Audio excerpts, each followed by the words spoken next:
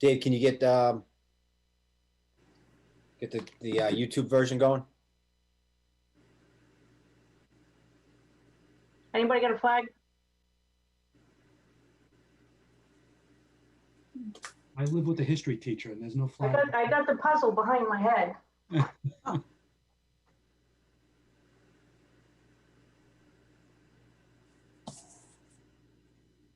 Just 1 second.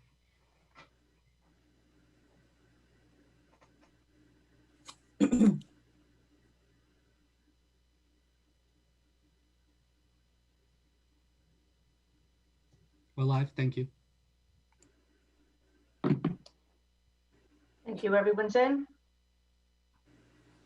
All right, I will call the meeting to order, and I do apologize to everyone for our tardiness. We'll start with the Pledge of Allegiance. I pledge allegiance to the flag of the United States of America and to the republic for which it stands, one nation, under God, indivisible, with liberty and justice for all.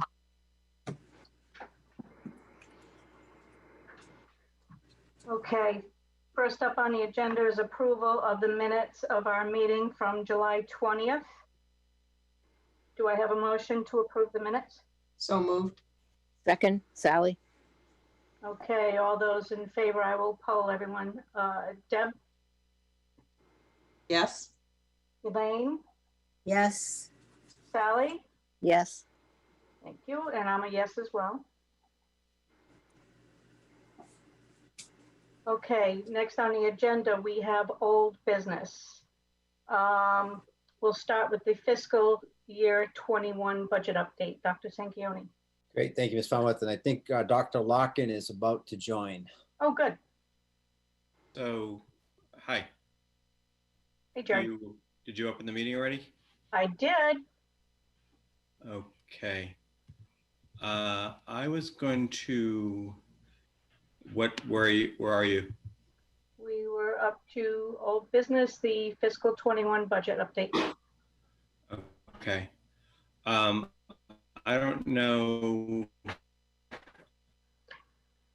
you want to move something? If Ms. Roberts is in the waiting room, Mr. Carnevale, but I was gonna, yeah, I wanted to move up the, So I make a motion to move item 5, new business, A, proposal for outdoor and open classrooms. Up. Second. Okay, do a roll call vote. Mrs. Farnworth, Yes. Mrs. Pavo, Yes. Mrs. Black, Yes. Mrs. Palish. Yes. I vote yes.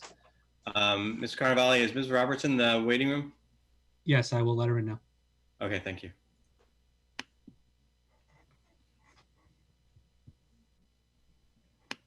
And I'm having some issues with my connection, so. Yeah, my thing says that my internet connection is unstable too, which is one of many unstable things in my house. Should probably turn the light on.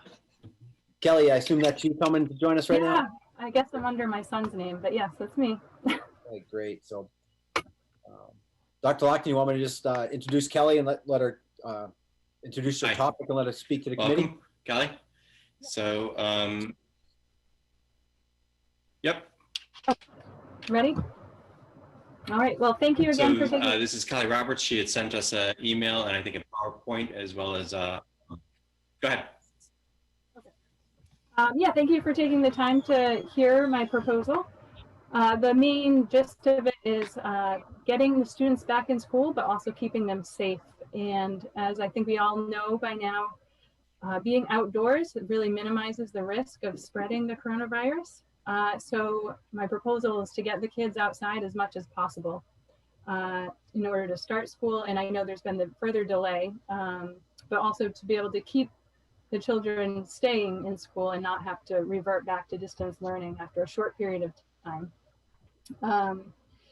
So I know there's a lot of challenges to this. It's not done often, especially in public schools. but I think there's a lot of opportunity. We have a lot of space out in the fields, and it can actually be done for relatively low to no cost if we kind of use some creativity. And feel free to ask questions as we go, because I'd rather have them asked now rather than at the end, so I don't forget anything. But anyhow, one other motivator is I know the stable groups are set at 30, but I don't know about you all, but I think 30 is a rather large number, especially in an indoor space. So getting that stable group outside would, I think, make everyone feel better and enhance the safety for the teachers and the students. The first item is the outdoor classroom option, which could utilize existing shady spots when the weather's still hot. But again, with this further delay, I don't think the heat is going to be as much an issue as it would have been had we started August 31st. And then, of course, the idea of the event tents or smaller pop-up tents is still out there, but I know there is a cost associated with that. And I think an issue, I spoke to one of the teachers, and one of the issues for setting up outside was the actual setup of moving the equipment back and forth. And what do we do in the evening if is someone going to watch it? Do we have to bring it all back in? How do we sanitize it? And I feel like actually the outdoor space should be pretty minimal. One is less to sanitize, less labor and less materials and cost there, but also the courses or classes that could be outdoors would be ones that are not requiring so many materials, whether it's for the younger children, scissors and glue, or for the older children, it's things that could be more done with just paper, a clipboard to keep pages from blowing away, and teachers could have fold up easels if needed. So certain subjects would probably be more amenable to that than others, I understand. Let's see, sections in the fields could be set by either cones if you want it to be easily movable, or spray painted lines, then you don't have to keep fixing it all the time, and even dots for each student, especially to really make sure they're keeping their 6-foot spacing. They don't forget that. And then I think an important aspect also is, obviously we all want the highest quality education for the students, but I do believe that given the situation, we do need to take a little bit of pressure off of the teachers, because there's so many unknowns right now. And if we give them a little bit of flexibility to be creative, to make the outdoor space work, to keep the kids healthy and getting that access to fresh air, I think it would make it more likely to succeed. And I know from speaking with some friends and people on the Bristol Warren School Committee that they are working on this as well, and they are moving forward. They do have some tents lined up for the elementary level, and they're working with a local nonprofit over there to kind of pull the ends together and site locations for the outdoor spaces. Let's see, the other thing, I know as the weather cools, that's an issue. I think if we just really encourage kids to dress appropriately for the weather and make it a requirement, just as wearing shoes to school is a requirement, they should have their jackets. And I know another concern brought up by a teacher when I was speaking with her was streaming the classes. I believe that's probably going to be required. I'm not sure if it's for all classes, but for those opting into the distance learning.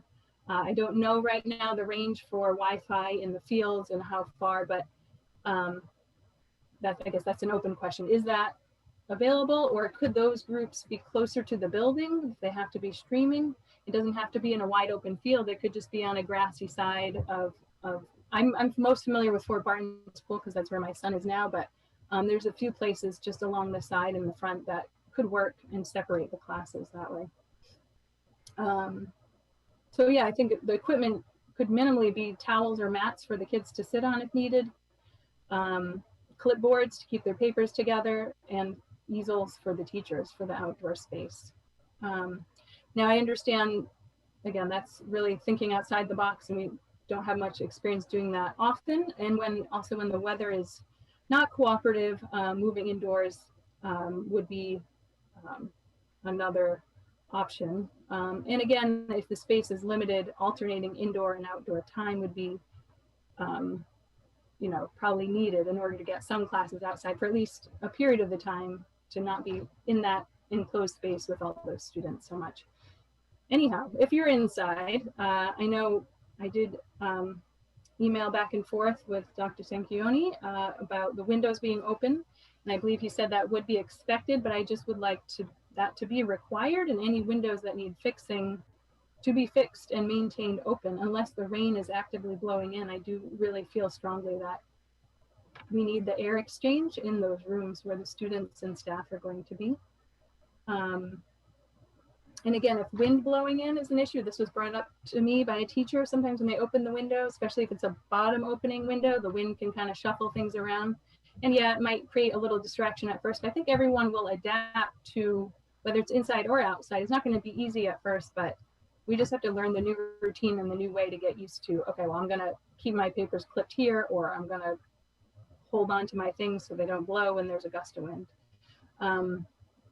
So I think it's very doable. It's just getting used to a new routine.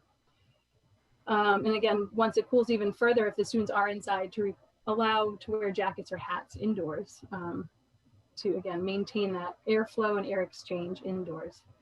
And then the bottom item under the open air classrooms was about the air purifiers. So there has been some research showing that the HEPA units do filter out coronavirus, I think over 99%.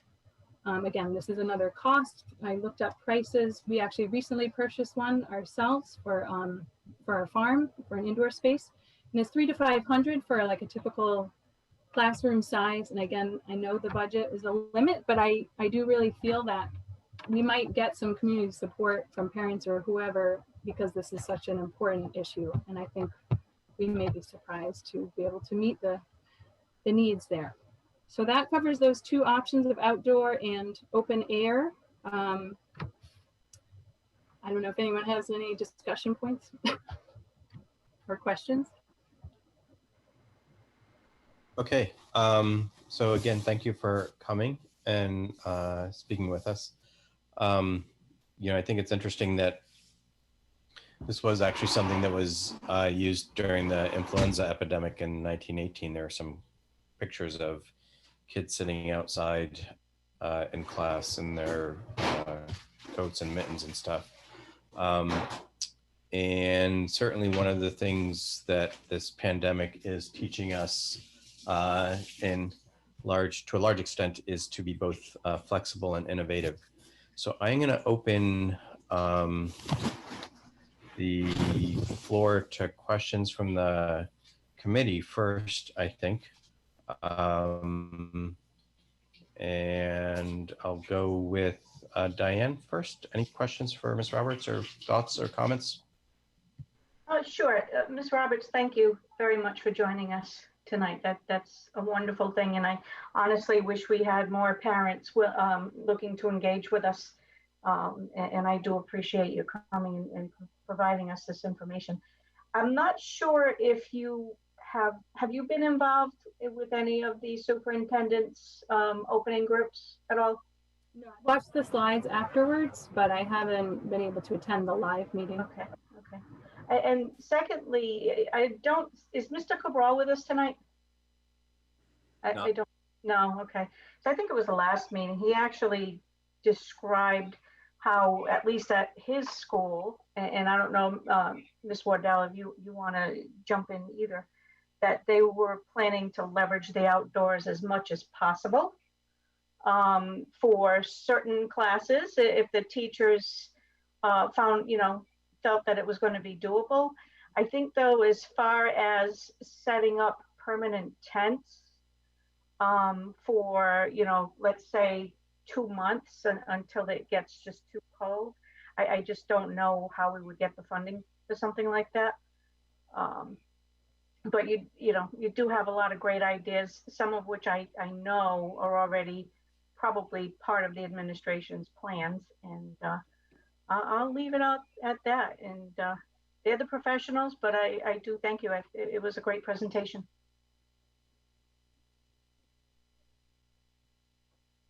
Okay, thanks, Diane. Mrs. Pavo? I have nothing. Thank you. Okay, Mrs. Black? Yes, I did enjoy all the articles that you sent us, and I did see that picture, as Dr. Larkin said, of the children in the outside with their clothing on.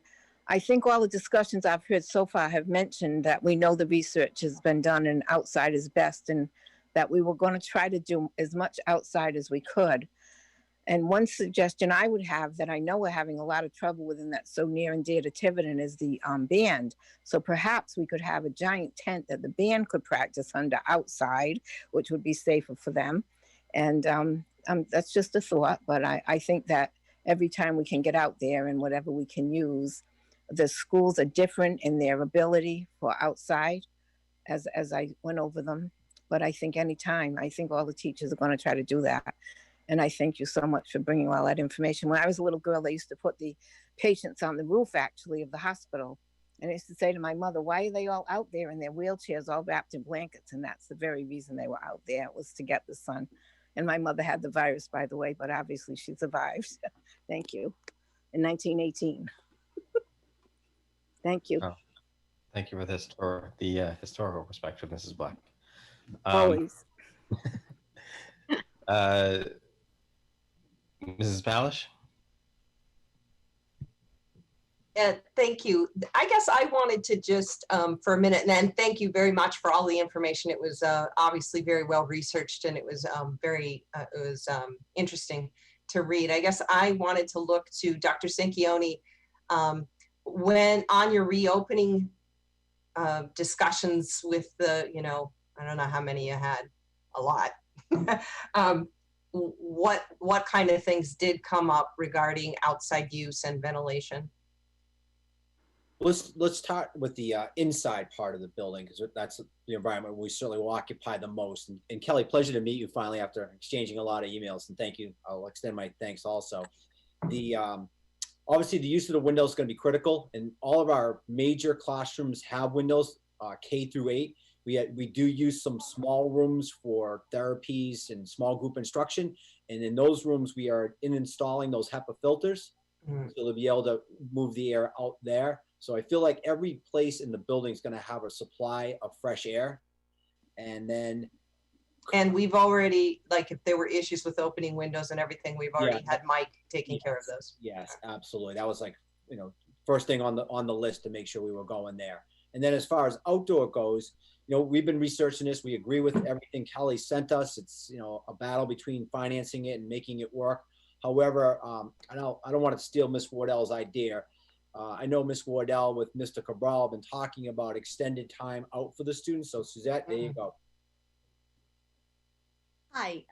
So what we talked about in the elementary schools is to give the teachers leeway during the lesson blocks. So they could take a break during the lesson blocks, and during that break, especially because they're live streaming and some families will be home and students will be learning at home, they will announce to the students at home, we're taking now a movement break. And during that movement break, we're going to be going outside. So please log back in 15 minutes and take the whole class outside, do some movement outside. All of our students in every class will have their own individual bag of equipment. So that just stays with that particular pod. And then they would be able to go outside safely, and teachers can feel free to use that.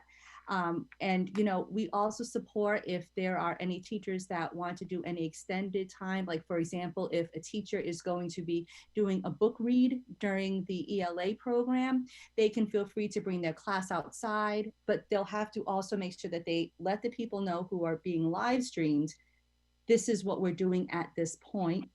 And they can go outside, sit outside, enjoy the book, then come back in, just to give that leeway. But we really wanted to empower the teachers to watch their students, to monitor their students, and to have the freedom to do that back and forth. And we just felt that probably would work the best way in elementary. But we absolutely will have recess, as weather permitting, recess outside every single day. And we also will have all PE classes outside every day. And what we've decided to do is, instead of doing the 2 PE classes and the 1 health in the fall, we're going to do 3 PE classes a week. So that way the students are outside for those extended 40-minute periods in physical education, which would give them that definite longer period outside. So Principal Wardell, it kind of sounds like back when, before we had air conditioners, room air conditioners, we used to let them have a lot of flexibilities on those hot days. And Yes, a lot of people went outside and just held class out there. So it sounds like you're kind of, really going back to that kind of flexibility.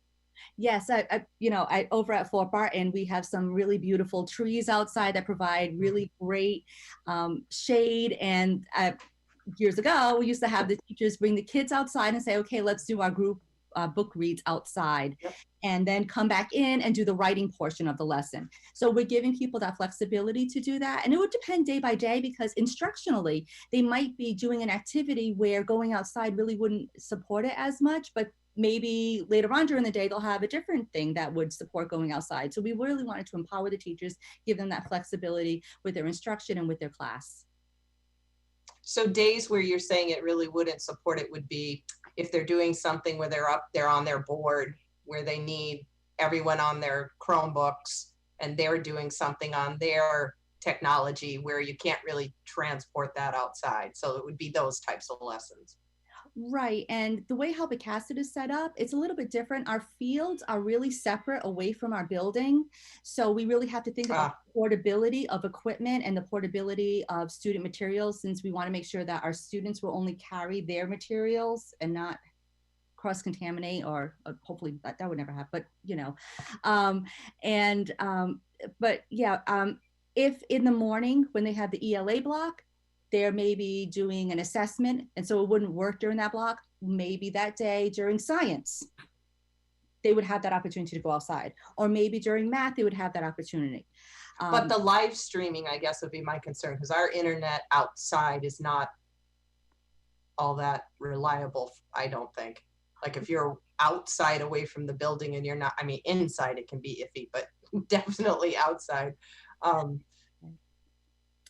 Yeah, and it's like you said, it's an equity in access, which is why the first thing that we're encouraging is the PE classes, we're encouraging all the recesses, and we're also encouraging breaks to go outside. So that way it's the equity and access, and it also gives the students who are at home doing the distance learning a break from just sitting, at their computers. Okay, thank you. That was mine, Jerry. Thank you. Okay. So I think one way you could get around at least the internet access would be to use a hotspot from a phone. That's still, as long as you have a good signal, would still work. It'd be, it's sort of a imposition on the teacher, I guess, at some level. But I guess my questions are, as long as the weather is cooperating, we certainly have outdoor spaces around the schools.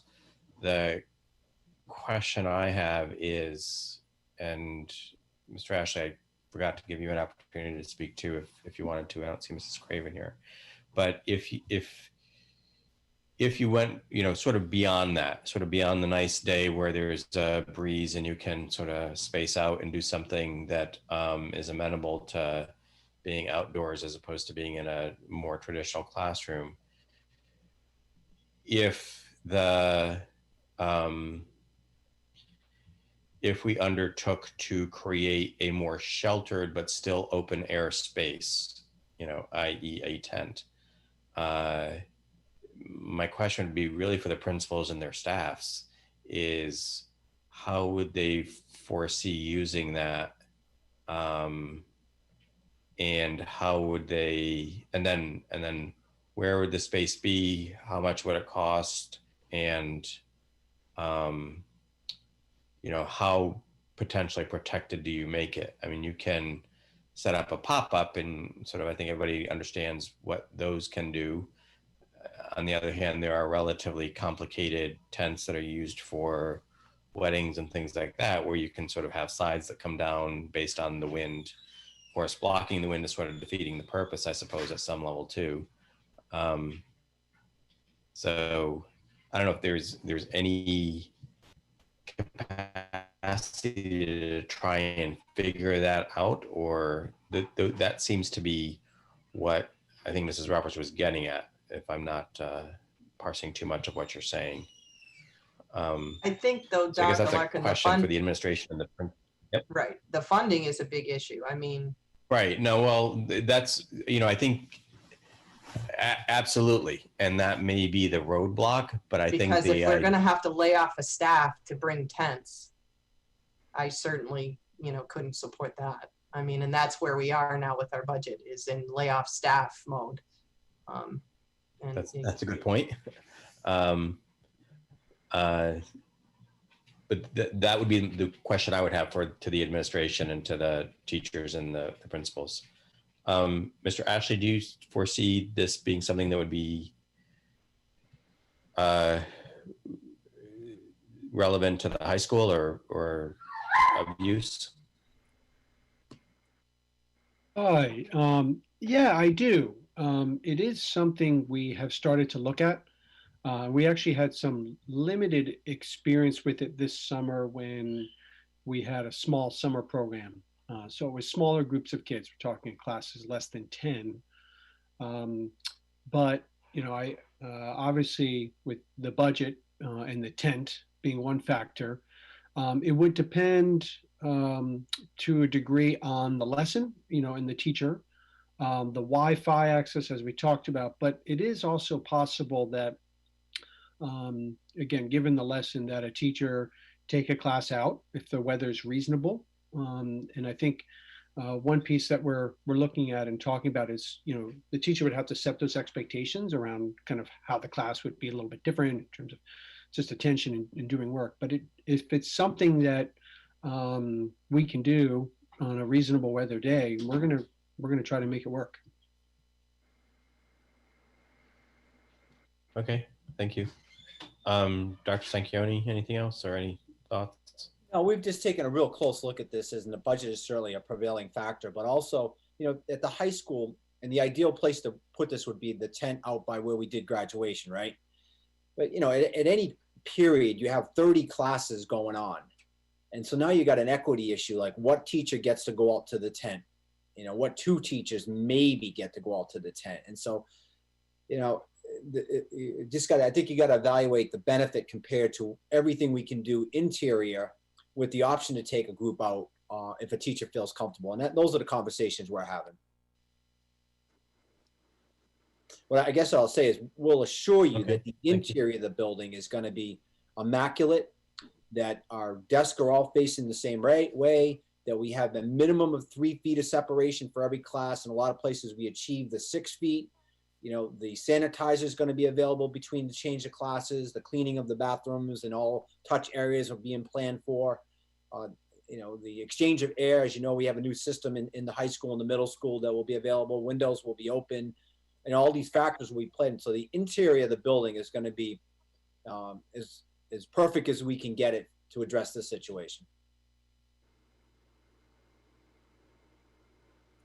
Regarding that's very good to hear about the indoor space, because I wasn't sure of those details. But the outdoor space, if, is the tent going to be necessary late September? It's not going to be that hot. If it's not raining, I don't think we should be limited by the tent if the class could just go out anyway.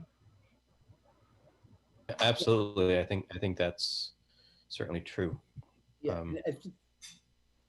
Sorry, Dr. Larkin. I would agree with you 100%, Kelly. And I think that's what Chris and Suzette are saying, that they're going to empower their teachers to do that if it's an appropriate lesson to take kids out. And I will speak for Principal Corral and Principal Craven too. They're looking at it the same way. I would think too, the other benefit is just the mental health benefit of being able to be outside and move. And it's going to be such a different educational experience that any addition that, just breaks it up for them or just, especially our little ones, I can see Suzette shaking her head, that add, get some sort of movement or just change of scenery for them where they're all going to be in that little pod.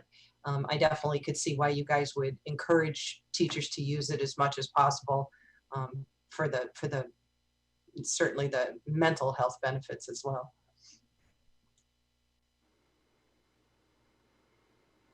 Okay. Anything else from the committee or principals or Ms. Roberts? Ms. Delcourt, anything from the public stream? Not at this time, Dr. Larkin. Okay. All right. Well, thank you very much, Ms. Roberts. I'm sure we will continue to consider all options as we can.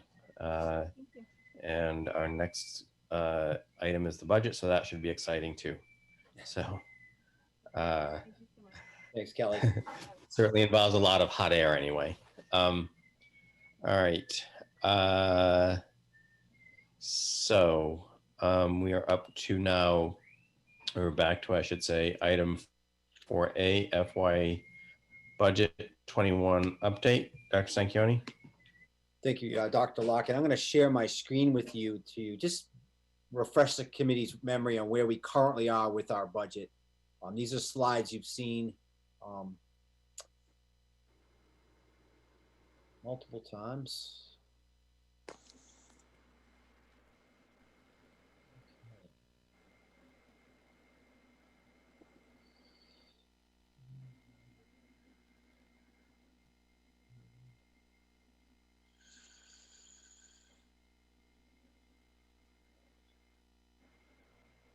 Okay, and I assume you can see that pretty well? Mm-hmm. Yes, okay. So let's just update everyone where our current budget lies. And again, I continue to make the point that we've made a $1.4 million cut from a level service budget, which means all we wanted to do was replicate exactly what we're doing this year in FY20 to FY21. We weren't adding any new staff, any new programs, any new equipment, just meeting our fixed and mandated cost.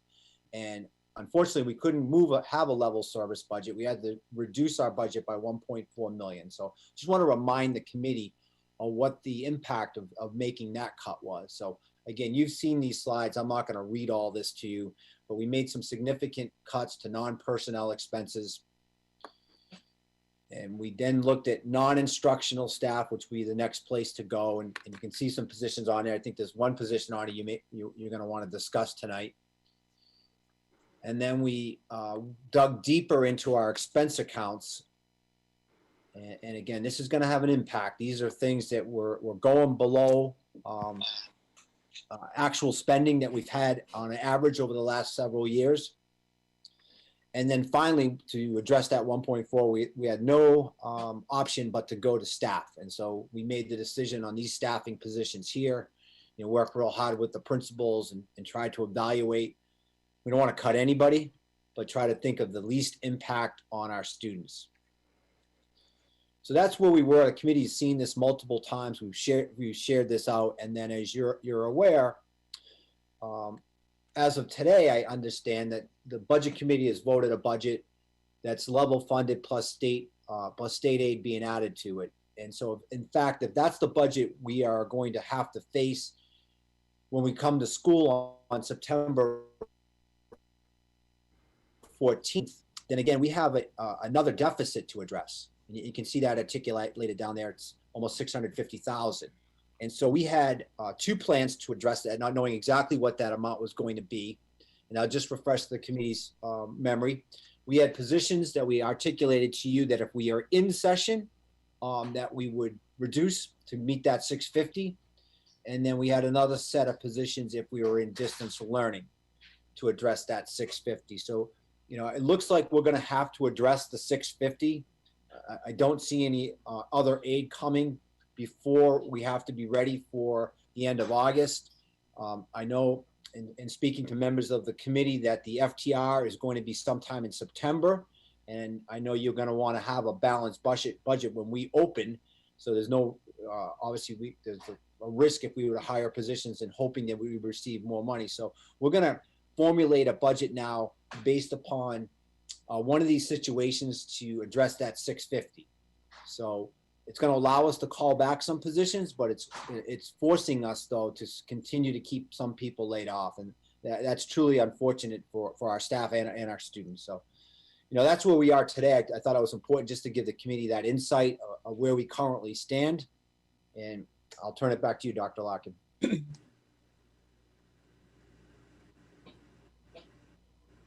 Okay, unmuted. So I believe September 26th is right now the date of the financial town referendum. Just to let the committee know, I did ask for an opinion from the town solicitor with regard to what what his opinion was with regard to whether or not if we exercised, I think it's section 301B of the charter that allows the school committee to submit its own figure, and he is going to get back to me.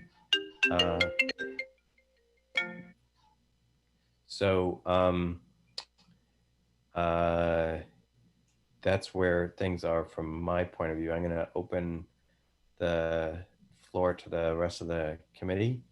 Mrs. Pavo, you want to go first? Yes, thank you.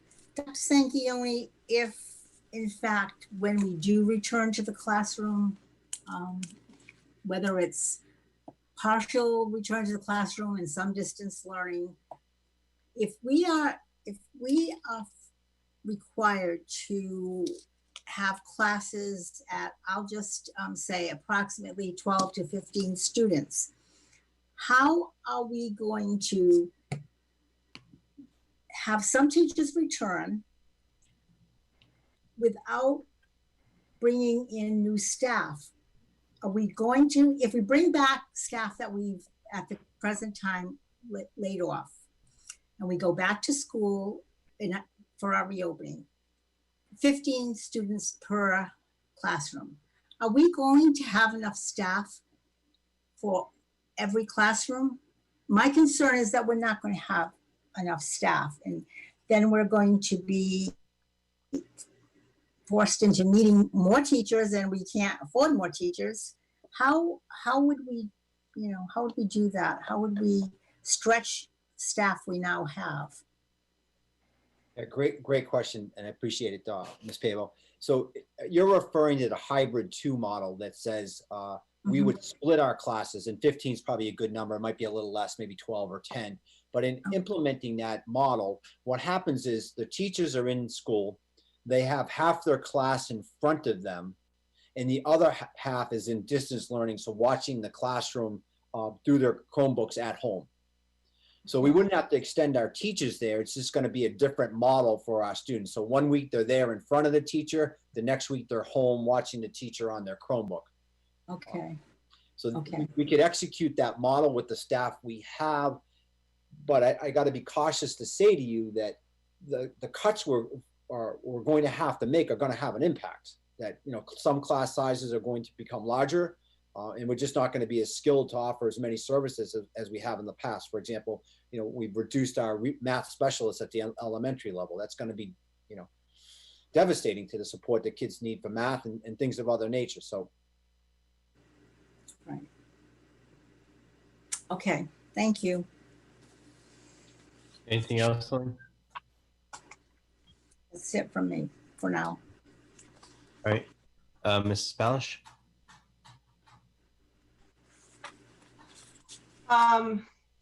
So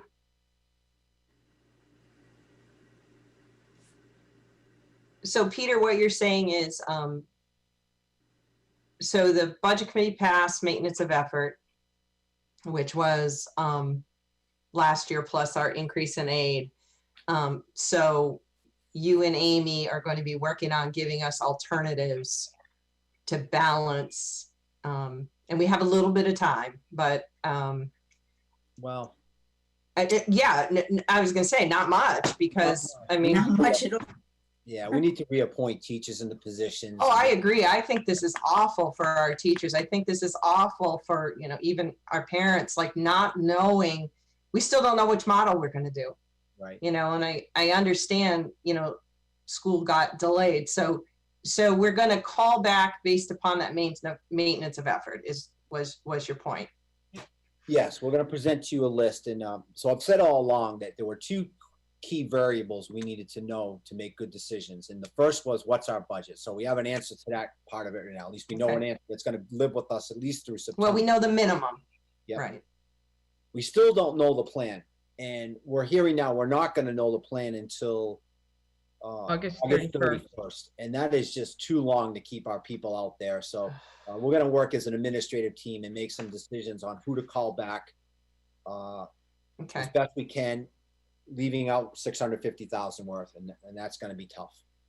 okay, so I just quick backing up from the 926. So next steps with the budget, and if I have these dates wrong, I'm sure someone will correct me. August 20th is the date that the school committee would have to put out an alternate, and August, or the council, if they so choose.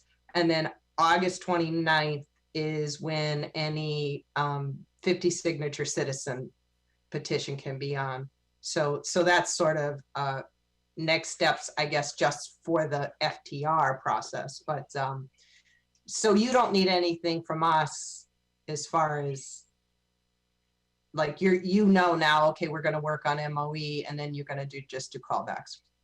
Yeah, based on that, where we are today. It's just, yeah, and then we hope that if more revenue comes either through a federal government grant or through the process you just articulated, then we certainly would call back. As the more revenue we have, the more teachers will call back.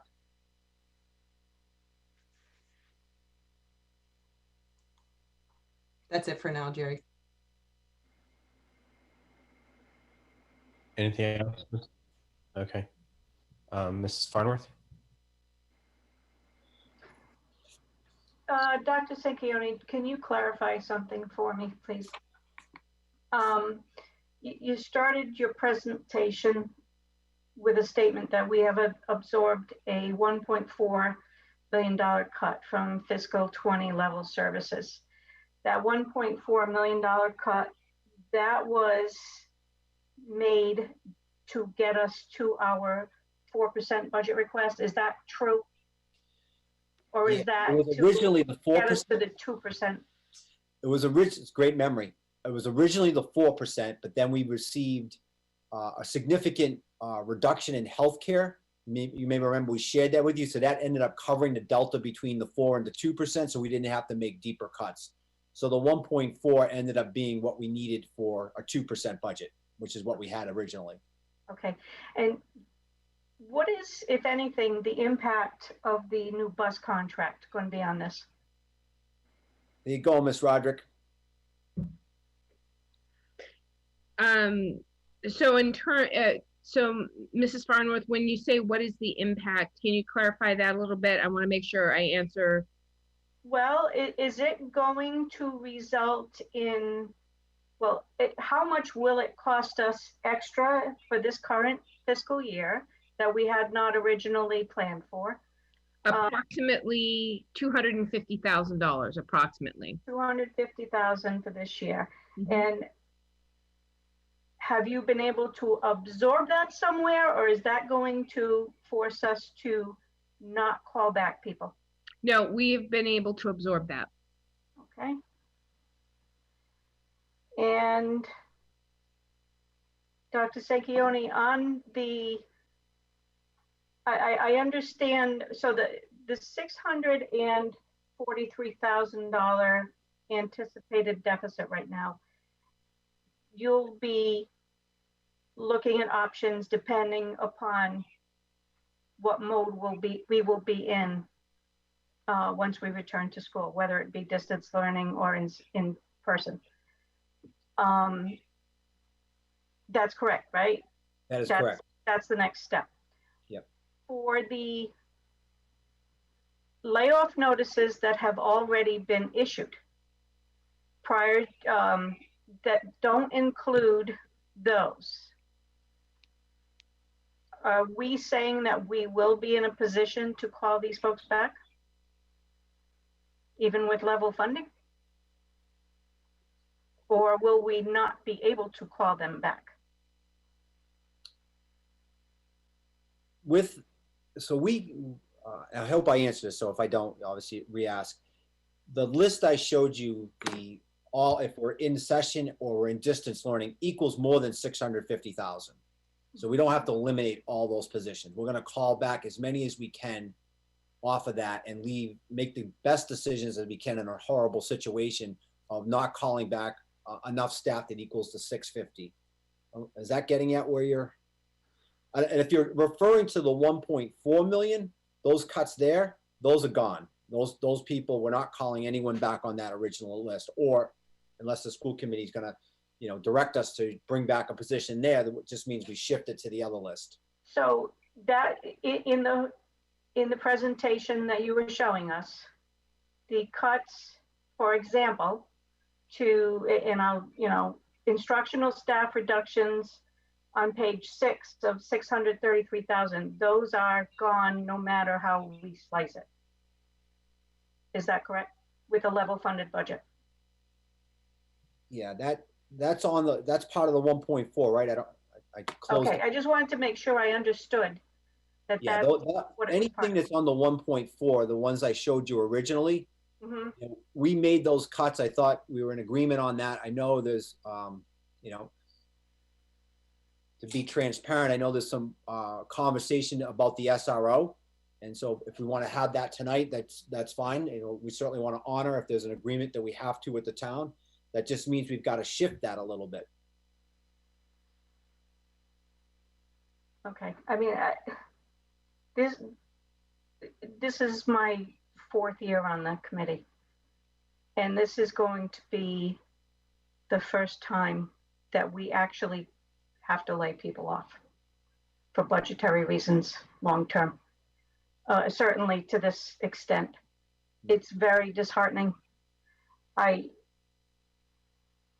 can't tell you how disappointed I am in our town.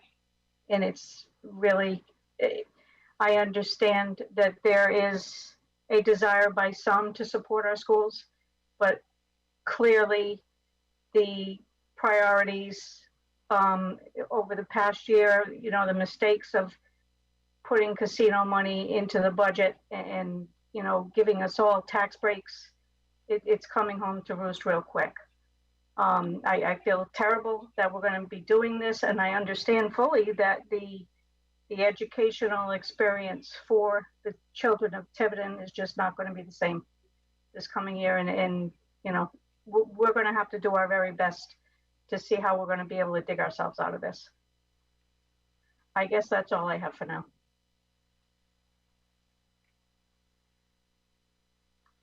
Jerry, I'll turn it to you. Okay. Mrs. Black? Yes, I'm glad Dr. Sanchioni mentioned the SRO, because during the budget meeting the other night, I heard you, Dr. Locken, mention, they asked you the question directly about the SRO, remember? And you answered them during the budget meeting. Yes, well, anyway, so that's the one that we committed to with the town. But the thing I want to say is, after being on here for 16 years, I have to say that I have to thank the people of the town of Tiverton, because the reason we're able to open so nicely, besides the leadership and all the hard work of the staff, is because our buildings, 3 new elementary schools, whole new systems in the high school and middle school, thank God, because we have the Titanic in there, the ceiling tiles, everything nice and clean and new. And I think that's amazing that we're in this situation that we're in right now to start off with. And I thank the people of Tiverton for always coming and supporting those bonds, very much so. As Mrs. Farnworth said, we're in a terrible situation right now, the town side and the school side. And we have to all work together and see what we can do. But to lay all these people off, and then the other person I always have to bring up, not the person, the position, is the substance abuse counselor, because the Tiverton Prevention has committed to give 2.5 days, and then someone else committed to a half a day. So there's only 2 days left in that position that would have to fund for a licensed social worker. So these are the little things. I know the administration will look at all this and come out with the best results, but questions were asked the other night, and Mrs. Polish mentioned mental health again tonight, and we know that's a huge issue, whether they're halfway in or out. They're going to need all hands on deck to get us through, the teachers, the kids, and the community, to get us through this. And Dr. Larkin, I'm glad you're here with your expertise on the virus itself. It's been a big help. Thank you very much. Okay, well, you flatter me, Mrs. Black. No, So, it's true. It's true. I don't have any other really specific questions, but one, and I guess it is about the SRO. I think most of the committee members regret that we have to make some of these cuts, but I think we're sort of all in a pretty untenable situation. At any rate, I I'm do not sure have a what- couple of more questions, Jerry, if no one else does. Okay. Well, I'll let you go then. But no, you go ahead if you have any. I just have a couple more that while Diane was talking. Okay. Well, go ahead, Deb. It's fine. Go ahead. I just didn't want to move on before I let you know that, but you can finish. So my only real question was about the SRO. And the issue there is that if we cut, so that my understanding, and this was actually from a budget committee meeting in March when they did our, initial final budget, was that the police contract is written in such a way that the SRO position is in that contract. And so the police department would have to pay for that officer one way or another without any addition, if we did not fund our part of that. Having said that, it was always a, agreement between the department and the school district that, we each covered a part of that position. And I think Dr. Sanquioni was going to research or explore with the police chief exactly where we were with that, in particular, that they actually have so many positions unfilled right now that it doesn't seem like the SRO position is being filled.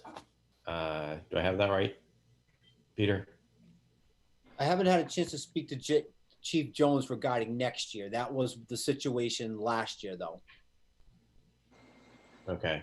So last year they were shorthanded, and the person was more as an on-call person rather than a true SRO that's in our building on a daily basis. And completely understandable. I I think Yep. So it's just my opinion that if as we are trying to figure out where we are with a level funded budget and what positions are funded, et cetera, I think there's, if that officer is available to us in the fashion in which the agreement specifies, then I think we do need to fund it, both for that reason and I think also for the reasons of safety. Well, I'm just finishing up, just a minute, Diane. So anyway, but I think this is all stuff that we need to, take into consideration as we're kind of trying to finalize the budget. So I'm going to recognize Deb, then Diane, or do you want to let Diane go first, Deb? Diane, go ahead. Dr. Larkin? I don't know whose phone that is. Yep. Go ahead. Whoever's it is, if you don't mind putting it on vibrate, that would be great. Put your little lever down. Right on the side, just right down. I didn't know you were a teacher. Do we have a contract with the town on this SRO? I wouldn't call it a contract, Ms. Farnworth. It's a MOA. So it's a sort of a understanding of what the SRO will do for us. Do we have a commitment to bring the SRO in? I think that's what Dr. Larkin was. So Dr. Larkin, I watched the budget committee meeting the other night. We voted to approve these cuts back in March. The SRO is one of the cuts on here. Now, when we go back and Dr. Sanquioni comes back with his list of the positions that he wants to bring back in, I will ask him, are we bringing back an SRO instead of a teacher? And if that's the case, I won't approve it. I think that vote needs to be reconsidered. We can't just bring them back. Mm-mm. I mean, that was part of a vote. No, correct. Well, I think we will have before us an entirely new budget scenario. We will, but that 1.4 million was already voted on and approved. That's right. So if you want to start pulling stuff out of that, we have to reconsider that original vote if you want to include. Yeah, agreed. But I think we still need clarification from the police chief exactly about what the implications are in terms of his workforce as well as the contract. You know, a lot of this was certainly, so some of the discussion in the meeting in March was certainly news to me. Yeah,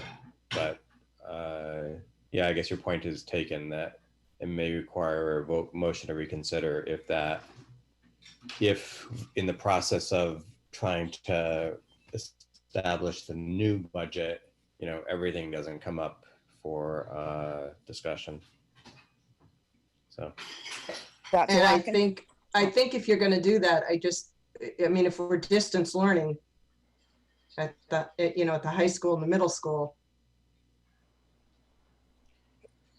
Yeah, again, I think the first thing we need to do is get clarity from the police chief.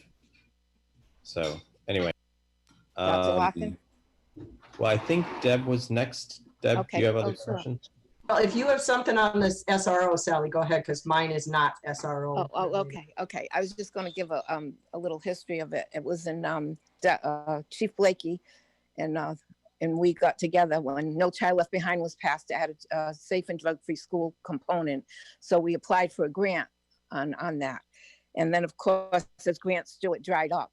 And so then what happened was the schools and the town got together and decided it was a very important position and that we should co-fund it. That's how the whole thing happened. So that was like a gentleman's agreement that we would each put some money in to fund it. And that's how it's been every year, just to give a little background of it. But I do agree we would have to revisit and revote, but that's just the background of how it happened. Thank you. I actually did a little bit of research on the history, but I'm going to save it until we actually have a discussion on whether we bring it back or not, and we get some clarification from Chief Jones. Yeah, that'll be good. Thank you. Yeah, well, I think we're all getting pretty used to hypothetical being made, so why not? Why make tonight any different? So Deb, you wanted to ask other questions? Yeah, Peter, how many staff were laid off in the 1.4 million? The original cut, roughly? Yeah, let me just take a quick look so I'd be a little exact with these. So staff alone, right? Yep.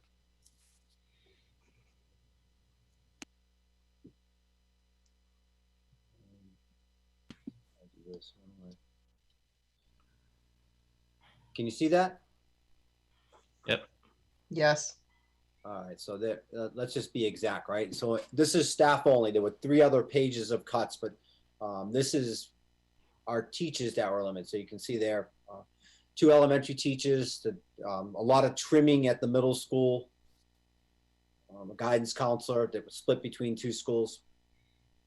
So 5, 1, 2, 3, if we count those, 4, 5, 6. Yeah. It's like 6. I guess, yeah. 6.5. 6 FTE. Okay. And then how many more are you going to need roughly? I realize you can't tell me exactly if with the 650. Because I think, as we said, that's all going to be staffing. There's nowhere else to go. Yeah. You know, with benefits, if we save the benefits, it's going to be 7 or 8. 7 to 8 full-time equivalent staff. Yeah. My point in saying this is I was just, when Diane was saying, you know, this is basically a $2 million cut for the school department, which includes, 13 to 14 staff. And the reason I bring this up is this is a $2 million structural deficit. We have, I am really getting concerned, and we as a committee need to be concerned. And I know, Peter, you're concerned. How close are we getting to violating a BEP? Because we cannot sustain another $2 million cut next year. And this is a structural deficit. That means, we can't keep, if we have any increases, we've cut staff, we've sort of, and part of this is, we're going to use some one-time revenue sources. And I think the point being, something is going to have to give at some point, because I think we're getting really dangerously close to not being able to meet the basic education program. Because, I heard some people saying the other day, and I wasn't going to get into this, but it just made me think of it, that, oh, they have minimum manning in the town. Well, we have contractual obligations as far as minimum class sizes as well. And we have some other, which we agree with, obviously, but, I just worry, and I just want everyone to be thinking that, these are, 14 staff that, this is just unsustainable. And we really are going to be in a situation next year where even if we cut all of our extracurriculars, you're talking 150,000, that we're going to be dangerously close to not being able to offer even a basic education program to the kids with these kind of cuts. And it's more just, I want people to, if we're able to get through this year, and I I get it, it's hard, and it's, no one saw it coming, but this is not, these kind of cuts, these just aren't sustainable. That was it. Deb, can I just add on one more thing to that? The teaching reductions that were part of that 1.4 million, that was the 6 that Dr. Sekiori mentioned, and then the additional ones would come with the level funded budget. But I think we need to remember we have non-fact reductions as well. We have 5 special education aides. We have a reduction in custodial, elimination of library aides. It goes on and on. So there are far more than a dozen that are going to lose their jobs here.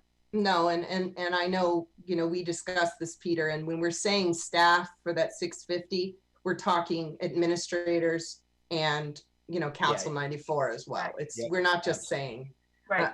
But very well taken, Diane. But yeah, the bigger point was, we have 1,600 students that cross our threshold every day. And we need to teach them. And I do start to get concerned with these kind of cuts, where we are going to be with the basic education program. Peter, any answer to that?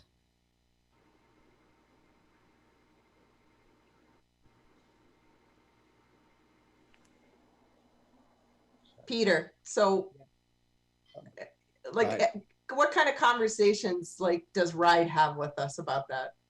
Or they don't, they sort of just leave it up to us? They do, okay.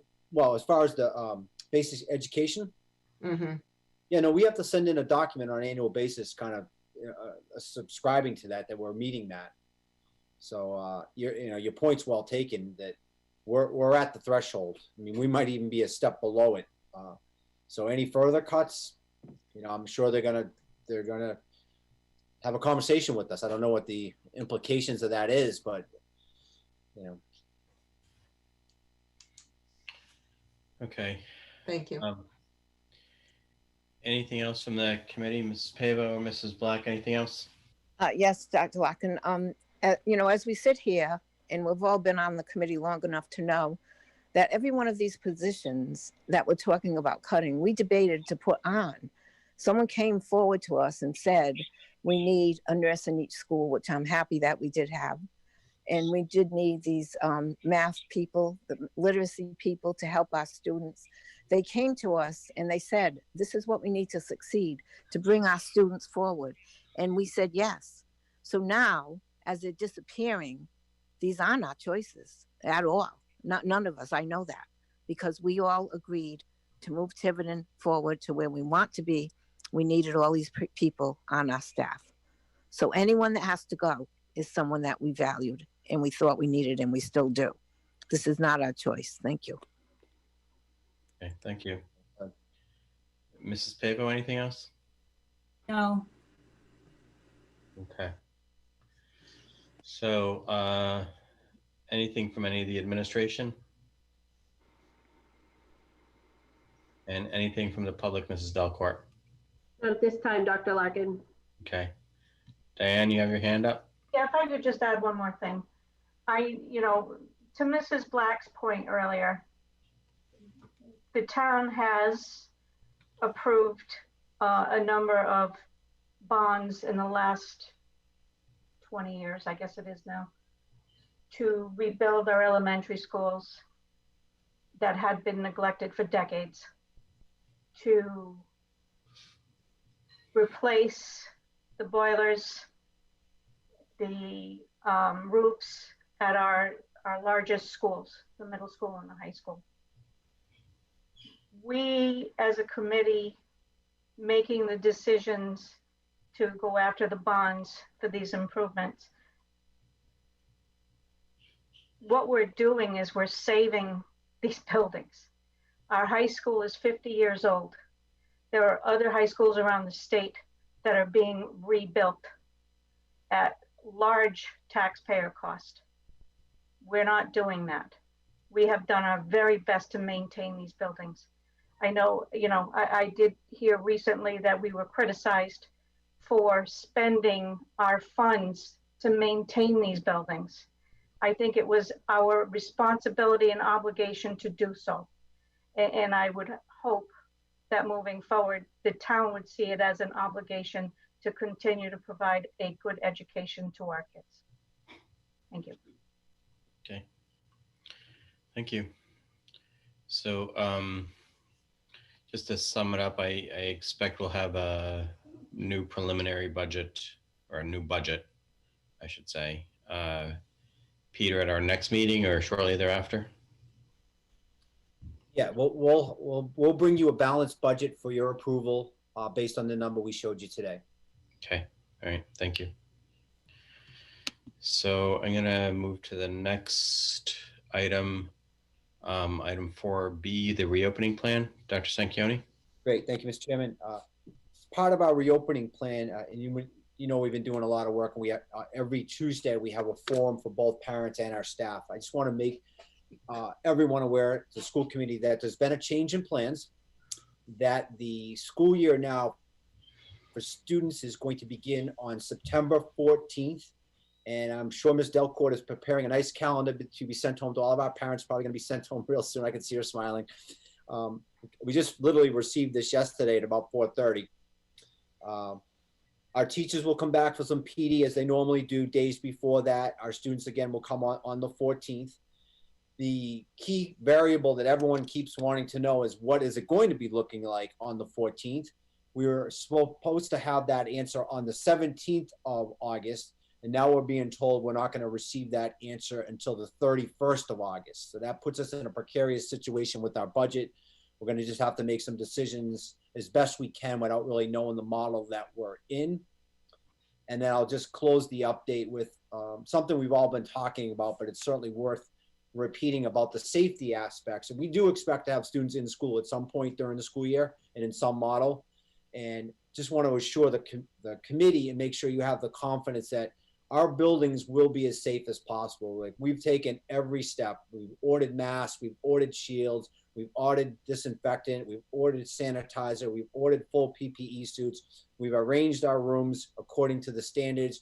Our principals have worked on the hallways and traffic and drop off and pick up. We've staggered times as we anticipate more parents will be bringing their kids to school. So every aspect of safety has always been our priority and has been the things we've checked off the list first before we've gone any further. So again, I just want to say that to the committee that we want to instill that confidence in people that when we do come back, we're going to have everything in place to be as safe as possible. Okay, thank you very much. I'm going to open up the floor to questions from the committee. Mrs. Palish? I just want to thank Peter and his administrators and the team of well, 70 plus odd people that came together and worked, so hard on this. I know you guys and all the Zoom meetings for both the staff and the parents. The communication has just been, Julie, props to you. The communication has just been absolutely phenomenal. I've heard nothing but just really, really positive stuff about how hard you and your teams are working. So I don't really have questions. I guess I'm Debbie Downer tonight. I have to tell you, I was listening to the governor today, and I know everyone is, doing everything they can to make sure that, we can get back as safely as possible. I know the downside of not bringing back, kids but I gotta tell you, I'm still like, it's tough. I, as the employer that is making people come back, and, Governor Raimundo said it, if you have a job and we make you come back, you have to come. I still am just really struggling with, and we're not the only employer who's doing that across the state. Lots of people are. But I just am really, struggling. It's such a tough position for all of us to be in. And I do appreciate the governor, and I do appreciate the commissioner's guidance and how hard you have all of working. And I'm really going to lean on that, because I am still just personally just real uncomfortable. That's it. Okay. Mrs. Pavo? Well, Deb, I'm Debbie Downer number 2, because I am very concerned. I'm very uncomfortable. I'm worried.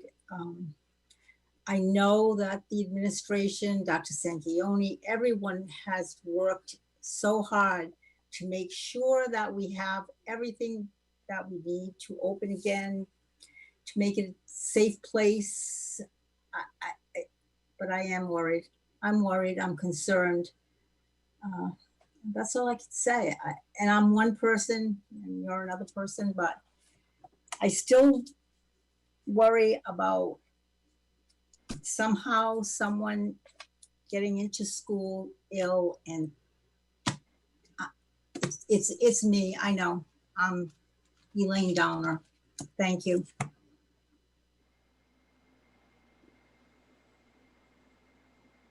Okay. Mrs. Black? Yes, I just also want to thank Dr. Sanchioni and all the staff. It's been amazing. All the meetings I've been listening, and all the parent involvement. And I'm feeling comfortable that the right decisions will be made. And if they're not right, they'll be undone. And as we said, it's going to be fluid, and everyone has to know that. We're going to do what's safe for forever. And we're not going to go too fast. We're not going to go too slow. And it's like the 3 beers, I guess it'll be just right. I'm confident in that. I feel confident in our staff.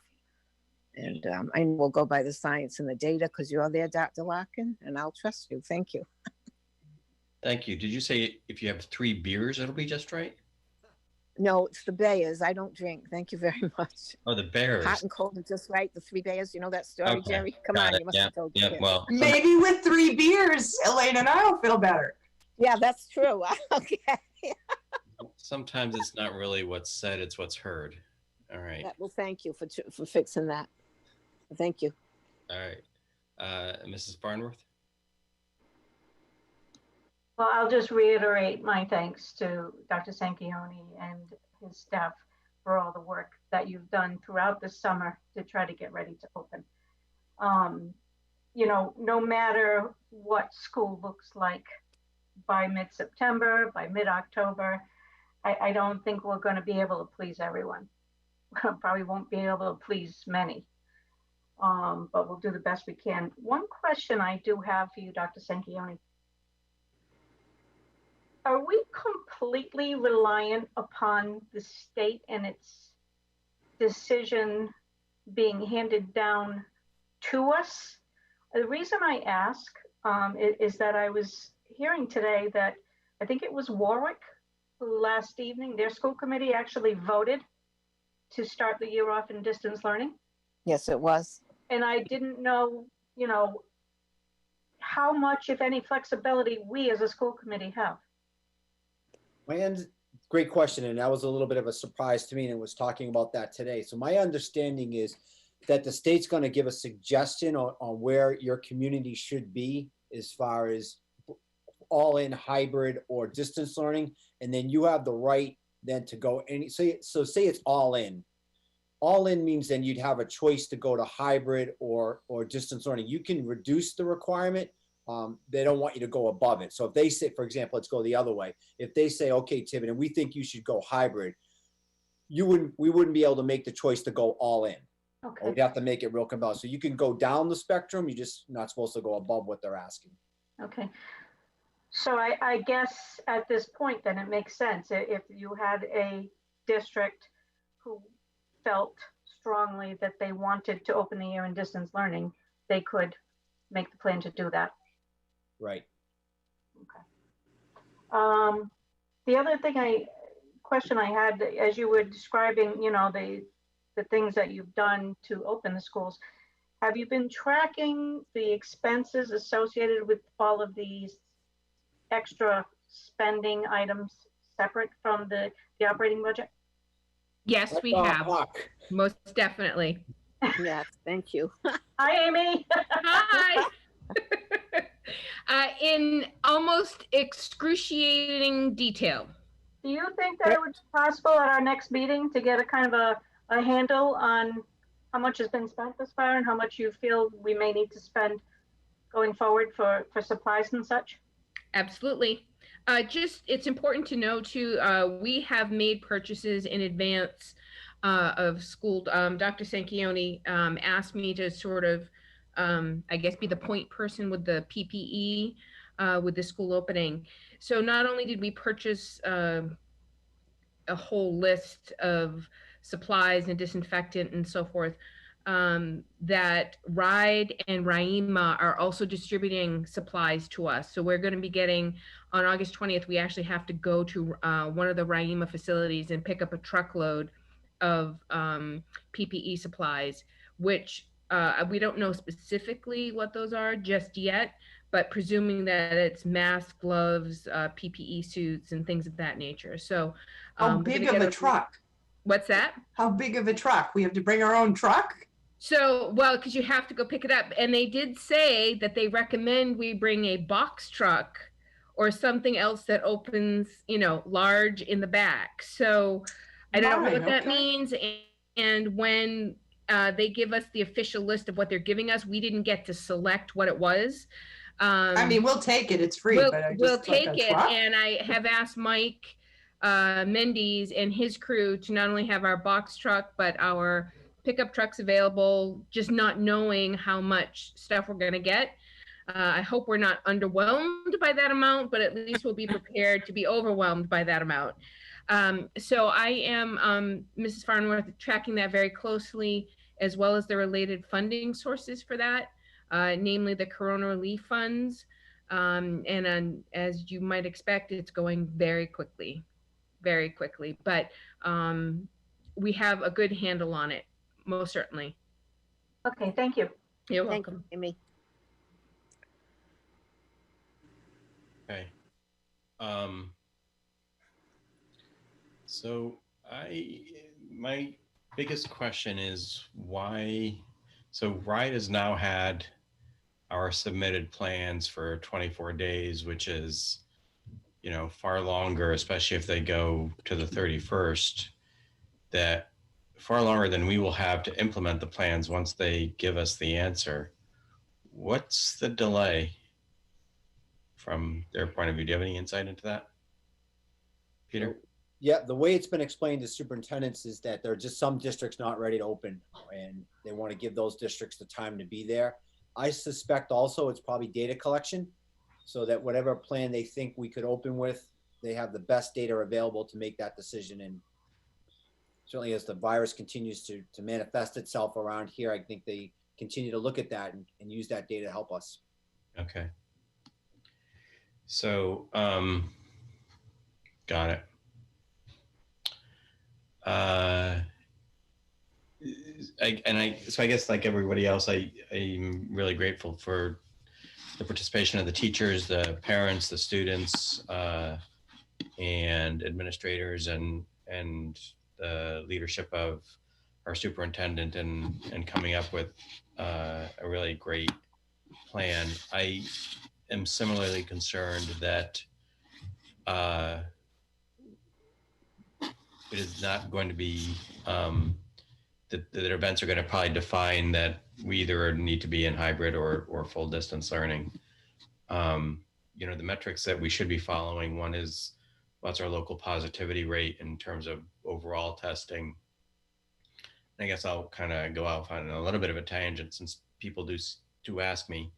You know, what should be one of the metrics we should be following is what is the positivity rate of the testing that it's being undertaken statewide. It should be under 5%, should really probably be under 2%. We're at about 2.5% the last time I looked.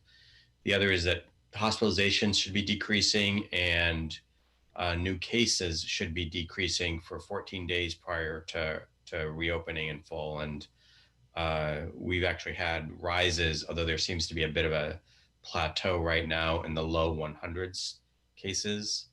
We were down in the sort of 50s to 60s new cases by testing in sort of early to mid-June. So I don't know that and that's what I thought maybe was driving the delay, was that Benji, what more do you want from me? Elaine, you may want to mute, sorry. Sorry. That was what was driving the delay, was that they really need to let events declare themselves, and I'm not sure they're going to declare themselves favorably towards reopening, at least in full, by the time we get around to September 14th. Dr. Thankney, when we did some surveys of parents, and I thought there was a section that asked parents and then also staff what their comfort level was in coming back to school. Do you have a sense of what those numbers were, or was I misremembering that? There was a question there, and Ms. Delcourt, yeah, thank you. I know she's got that data at her fingertips, so if you could update the committee on that, would be great. Sure, happy to. So roughly 622 families took the survey, and 197 expressed fear in coming back. About a third, okay. And did we have similar numbers about staff? Staff was much less. Staff was only 7, and now I believe we're at 0. So everybody's coming back. But 622 families, that's phenomenal. Yeah. Thank you to our families for giving us that kind of data. That's a phenomenal response absolutely. rate. All right. Well, and I guess we'll, you know, I'm glad to hear that we have some latitude in terms of being more conservative with reopening, as long as, you know, depending on what you know, plan we ultimately are approved for. So, and the way I understand this, Peter, just to reiterate it, is if they say you can go full session, open, everybody comes back to school, we can say, we're more comfortable with hybrid and or distance learning. Or so it's basically they're giving permission to achieve a level of openness beyond distance learning. The default for district, which doesn't really seem to be ready, would be default or distance learning. They do not have permission to go beyond that. Is that the way it Right, works? right. They don't want you to go beyond what they're recommending. So Got it. anyone, so distance learning being the least invasive, anyone could pick distance learning now. Right. You can't go more open than they recommend. There you go. Better way to say it. Well, anybody could pick distance learning until we heard what they said today. They weren't happy with it. No, not well. Well, they weren't happy with Warwick, I think, getting out ahead of them. I'm not sure that they disagreed with maybe Warwick's. No, she disagreed. Oh, okay. She said she was looking into legal and other ways. Oh, really? I didn't see it. Oh, yeah. Oh, Yes. yeah. Don't tangle with Gina. I was saying She just, and I mean, I don't want to defend her, but she just said that she felt very strongly that getting children back at some level was in their best interest. That's why she was upset. Well, I think that is true, particularly for younger grades. And there's a lot of data that suggests that they are clearly less likely to get sick and probably less likely to transmit under age 9. And then we can, I don't know. Yeah. Okay. All right. Are there any other questions from the administrators? Just one more. Dr. Sanquioni, I did see that the Rhode Island Scholastic League did a presentation on what their, I think, plan will be. Would I be correct in assuming that their plan would also be subject to the governor and or the Department of Health's approval? Absolutely. You're right on target with that. Okay. Thank you. Any questions from administration? Any questions from the public, Mrs. Delcourt? Not at this time, Dr. Larkin. Wow, we must be doing a really good job. All right. In that case, I am going to ask for motion to move into executive session under Rhode Island General Law 4246 5A2, litigation, legal advice, teacher litigation. So moved. Second, Sally. Okay, I'm going to do a roll call vote. Mrs. Pavo, Yes. Mrs. Farnworth, Yes. Mrs. Palish, Yes. Mrs. Black. Yes. I vote yes. So we are in executive session. I'm going to ask Dave to clear the room of everyone but Peter and myself.